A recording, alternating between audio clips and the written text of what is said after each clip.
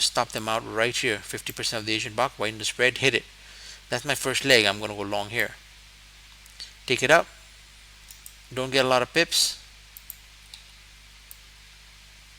9 pips.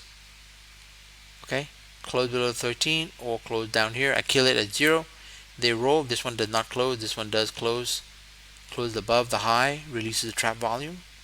RSI above the market baseline, above the signal line, above the market baseline, second leg long. Doesn't matter how many pips it goes. ADR 63 pips, so you're probably going for 15 pips. It's just to understand the concept behind it and why they do certain things. Okay? All right. And C, same thing. Okay? They come out. They induce. They love it. They love to do this move. Breakout traders jump in. They come back in. Oh, they're going to go back up again. Notice they didn't touch the water, so there is no entry in here. They got to bounce and tip the water. So they come in, they hit it front time. Okay? For the correct TDI sequence, when they close above, RSI is going to be above the static on the first leg. Okay? RSI line above the signal line, which is the red line above the static on the first leg. RSI line above the signal line above the market baseline on the second leg. Now in this example, the first leg did not happen. Never closed above. Even though it went above and came back below, I'm showing you the variance as long as RSI is above the static. Because it never did it the first time, this is considered the first time. Right? Because this one never went above the static the first time, this is the first time. So your correct entry is this pullback, your stop goes below here, and that's your move. So it can look like a little W here, but it's still only qualified once. Okay, because they never qualified here. Alright? Alright, we're showing you variation to the theme, right? Gold. They almost always look the same. They will induce, get everybody committed going long, then they'll come back and they'll smack the 50% or the top of the Asian box. In this example, they didn't really touch that, so there's nothing here. They tapped it here, you will take that long. They close below, you kill it. Why? Because you have no idea if it's going to go below the first leg, which they do sometimes. They hit it. Now the next move, like I said, your best bet is RSI above the market baseline, which they did here, and your entry is right there going long.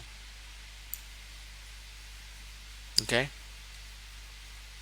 So the correct entry on the second leg is RSI above the market baseline. An aggressive entry on the second leg is RSI above the signal line above the static. Okay, so it could have been here or it could have been here. Alright?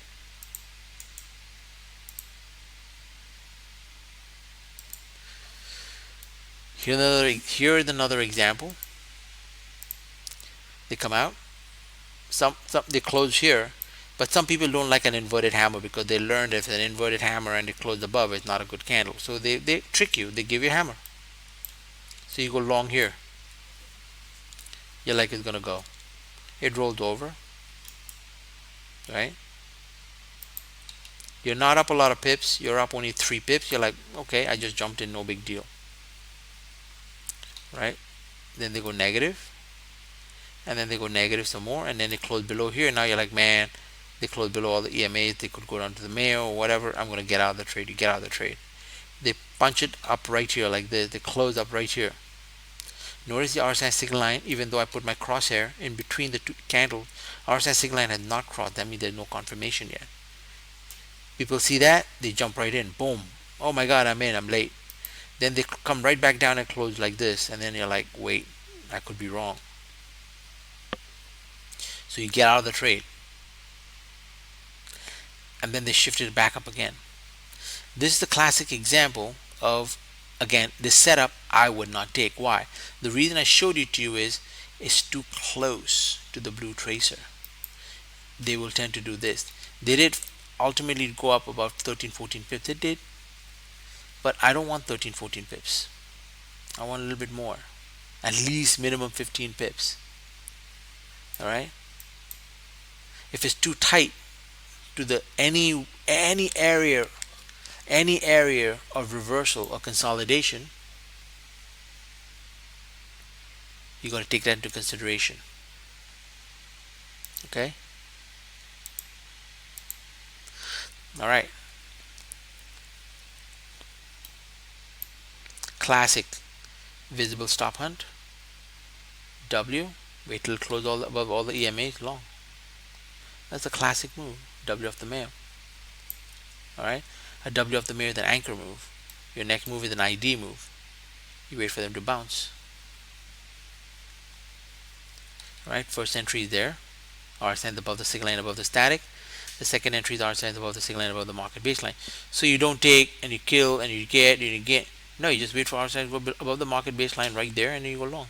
Now this is a little bit too tight, but the whole area is very tight. Right, that's your move. Okay. I mean, I didn't even mark this, so that's not. This is all impromptu, right? FJ 5200 cross. Most of you guys do like 5200 cross M of the Mayo. It is an M of the Mayo, but when we say an M of the Mayo, we consider that as an anchor move. Okay, not an AR move. So an AR move, even though it's an M of the Mayo, and the reason AR is because of this inducement. They induce, they come back, they nailed it, they closed it first time in here, right? It's just kind of very, very dicey, right? So if you took the scratch anywhere in here, the next move is RSI below the market baseline, where the correct entry, so you don't keep taking scratches here after scratches here. And the rule is made for a purpose. Prevent you from taking multiple scratches. Alright, you take the first trade, RSI below signal line below the static, which is the static 50 line. If you take the scratch, then the next move is the RSI below the market baseline.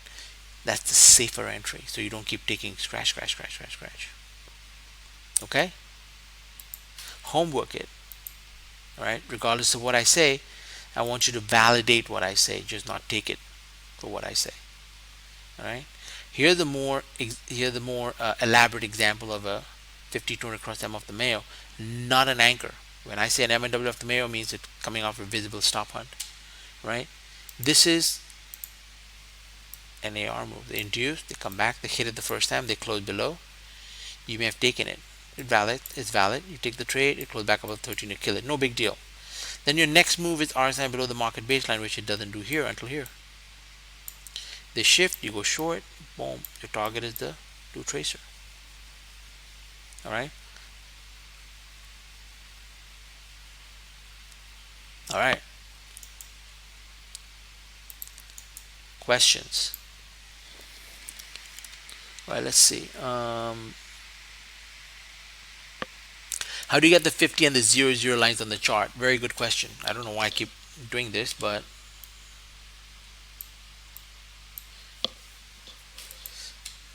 alright. How do I get the 50 and the 00 line on the chart? Okay. If you right click on your indicators list, alright, you go to work time 1.5b, click edit. Alright, you see it says draw Asian midline. Make sure that's true. Alright, the minute you put that true,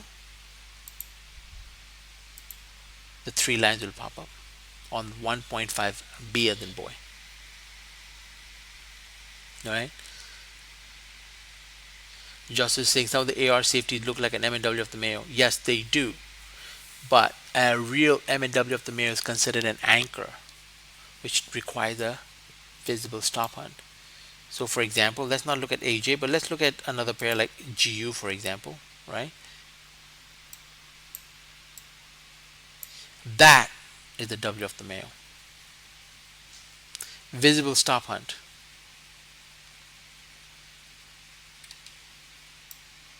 RSI above the signal line above the market baseline long. Okay.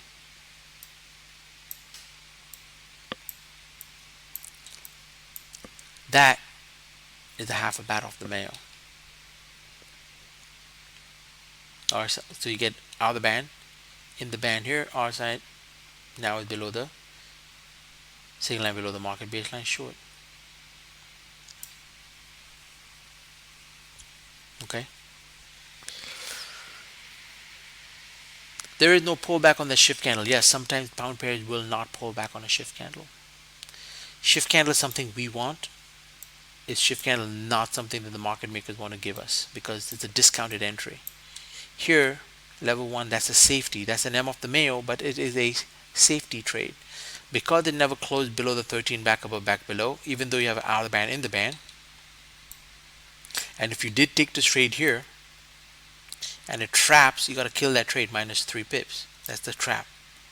What you do is you wait for price to close below the nadir. So this is considered a nadir move, right? Shifts, 1/3 pullback, and then you short from there like that. Okay.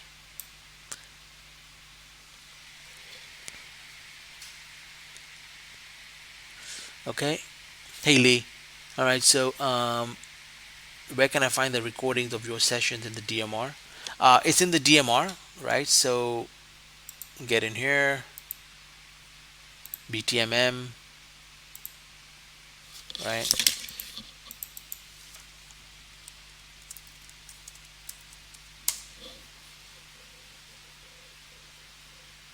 So you go to the DMR section, right? Click on DMR videos. Okay, and then just look. If you look at, you have Sunday special guest presenters. Okay, here's Steve's breakout sessions, edge and wedge. All right, how to do homework, and this is the topic list of my DMR sessions. Here's Jim's, and here's Doug's. Okay, here's pushes and counts, some other Sunday guest sessions. Here the trade manager EA for an expert advisor and videos. So there's a lot of stuff in here, a lot of material in here, man. I always tell people, take your time. If you move slow, you're going to move faster. For those people who rush through this stuff and not get all the material and start making stuff up, that's the worst thing you can ever do. Okay, move a little slow, absorb one topic at a time, and you'll move faster, because then you master one topic, you move to the next. All right, you try to do all the topics in one shot, you will get a lot of information, and then you're going to get everything going to get jumbled. And then what happens? You spend a couple of months trying to figure it out, it doesn't work, things don't work, and then you're going to call us, one of us, and we'll say, did you do this? Yes, I did. Are you only doing this? Well, no, I did this and I did that and I did this, and I tried to mix everything together, and I tried to make a hybrid system, and I'm all confused. Of course you're going to be confused, because our system is slightly different. Each one of us have a different chart vision. So because we have different chart vision, we trade these materials slightly differently. And that's why you have 3 instructors. Okay? Each hopefully will resonate to different groups of people. All right, depending on if you like to trade faster markets, sort of a little bit more relaxed market, or like really relaxed like Doug, where he takes it off and then he just sits for 2-3 days and waits for the market to do something. All right, got to fit your personality.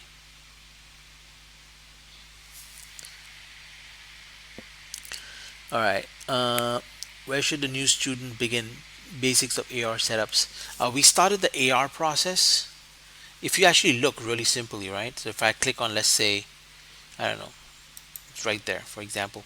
If you scroll, well, not from January, but you will see at the bottom it says presentation, how to do homework, right? And then there's a timestamp. So if I'm looking at, you see the black little numbers, is that right above my arrow right there, the finger pointing.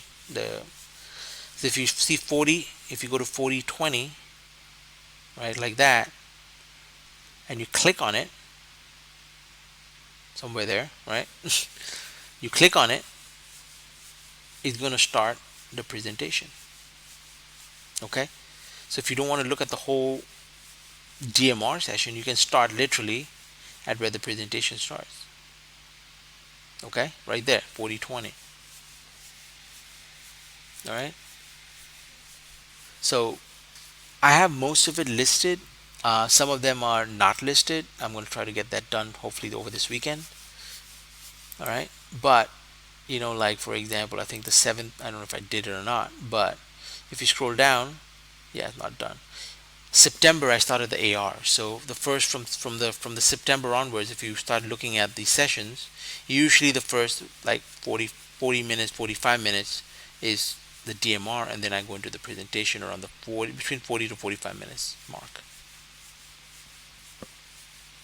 Okay, so if you only want to look for the AR stuff, start with September. So like this one, September 7th would be my first session, right? So I do AR 50, AR 00, AR safety, and then next week I'm going to do this quiz. So it's usually a month for one topic, usually. All right, awesome. Any more questions? What is a nadir? Really simple. A nadir is here the name. Right here, the middle part's the nadir. Right there, the nadir.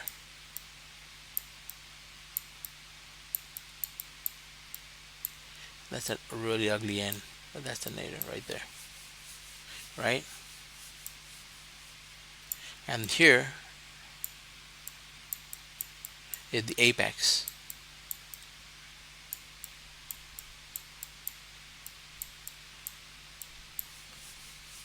Apex nadir. Right? You want to enter here, and you want to enter here. That's the deal. That's the business.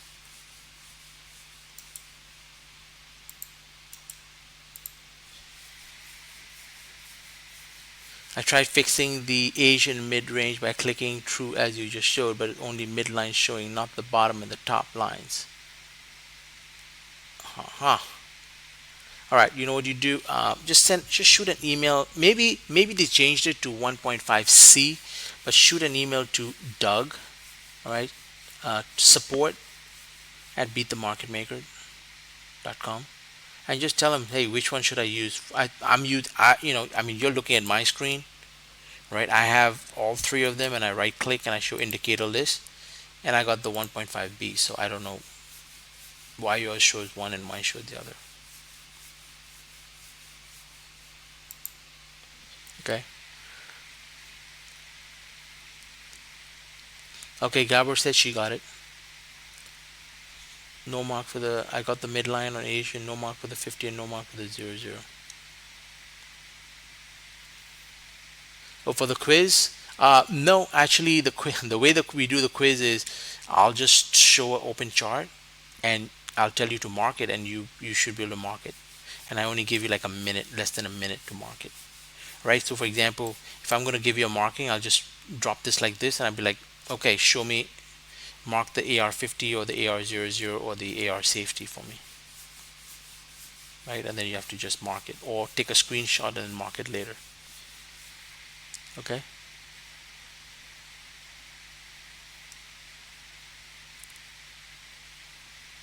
All right.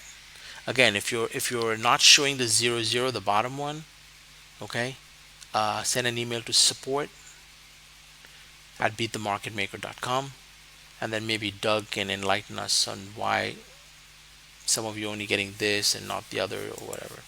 So if you again look at it right here, right, draw Asian box is true, Asian text is true, outline is false, and then Asian midline is true, right? I mean, everything else is false here. Draw the New York box, draw market open, market text, and that's about it. Everything else is false, right? So I have no idea if you have that, and if it is 1.5B, and if it doesn't pop up, then unfortunately I'm not one of the programmers that can actually answer that question for you. All right. It should work. I mean, mine is working, so I don't know what the difference is.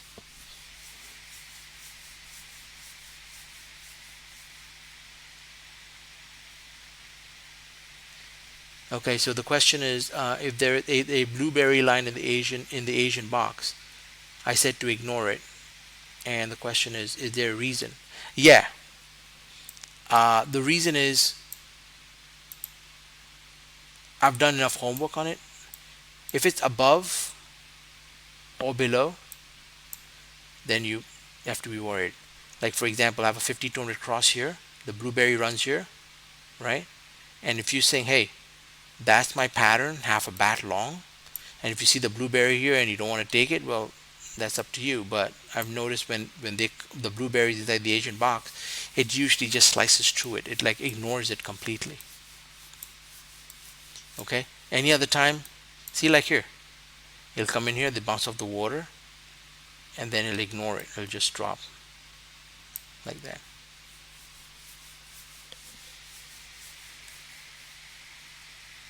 Okay. Jim says, the 1.5C removes the top and the bottom. The 1.5B shows all three lines. Thanks, Jim. Appreciate it. You need 1.5B, not C.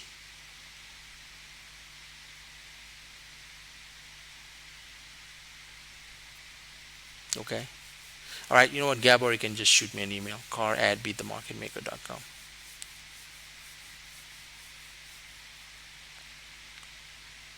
The question is, should we wait for the close above or below the nadir to take the trade? And the answer is only if it's a half a bat. Okay. You'll have to take a look at the half a bat presentation, and then you will understand. On a half a bat, yes, you'll have to wait for price to close above or below the nadir. On a regular M and a W, no, you just need the minute close above the 13, you're ready to go. Okay. George, send me an email, man. All right, car@beatthemarketmaker.com. All right, cool. Awesome. I will see you guys tomorrow.